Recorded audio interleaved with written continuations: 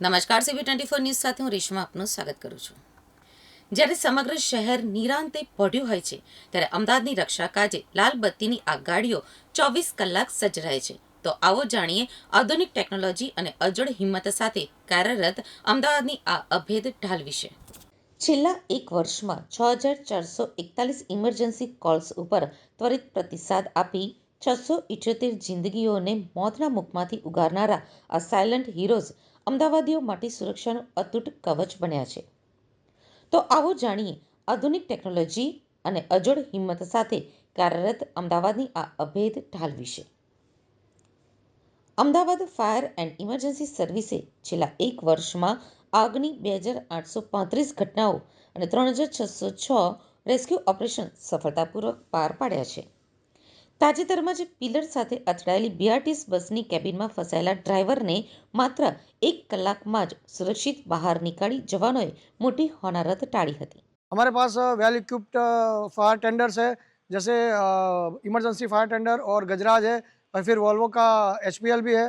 और उसके बाद हमने रिसेंटली अभी एक रेस्क्यू कॉल किया है, जो सिविल हॉस्पिटल है उसके पास में एक ड्राइवर का एक्सीडेंट हुआ था। वो बस में से उसको रेस्क्यू करके रिसेंटली हम लोगों ने उसको बाहर निकाला था। તો શહેરની વધતી વસ્તીને પહોંચી વળવા હવે દર 10 કિલોમીટરની ત્રિજ્યામાં એક ફાયર સ્ટેશન સ્થાપવાનો લક્ષ્યાંક છે। સરદારનગર, હાથીજણ અને રાણીપમાં નવા સ્ટેશનો સજ્જ થઈ ચૂક્યા છે, જ્યારે આગામી 5 વર્ષમાં વધુ 15 સ્ટેશનો આકાર લેશે। તદુપરાંત 200 નવા કર્મીઓની ભરતીની મંજૂરી મળતા ઇમરજન્સી રિસ્પોન્સ હવે વધુ વેગવંતો બનશે।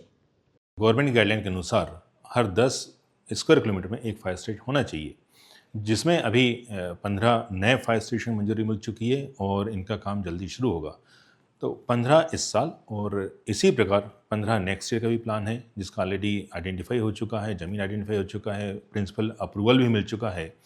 तो विद इन 2 to 3 ईयर्स 50 के around fire station Ahmedabad fire emergency service को मिल जाएंगे। ઘી કાંટામાં ઇમારત ધરાશયી થઈ ત્યારે સાંકડી ગલીઓના કારણે મશીનરી પહોંચી શકતી નહોતી, છતાં જવાનોએ સ્વહસ્તે કાટમાળ ખસેડી માત્ર 30 મિનિટમાં જ શ્વાસ ગણતી જિંદગીઓને બચાવી લીધી હતી। મર્યાદિત સંસાધનો વચ્ચે પણ અજોડ સાહસ બતાવતા આ ફાયર ફાઇટર્સ સાચા અર્થમાં અમદાવાદની રક્ષકની ઢાલ છે। દબાયેલ છે તેવી માહિતી મળતા એક બેન અને એક ભાઈ બંનેને અમે સહી સલામત રીતે બહાર કાઢેલ છે।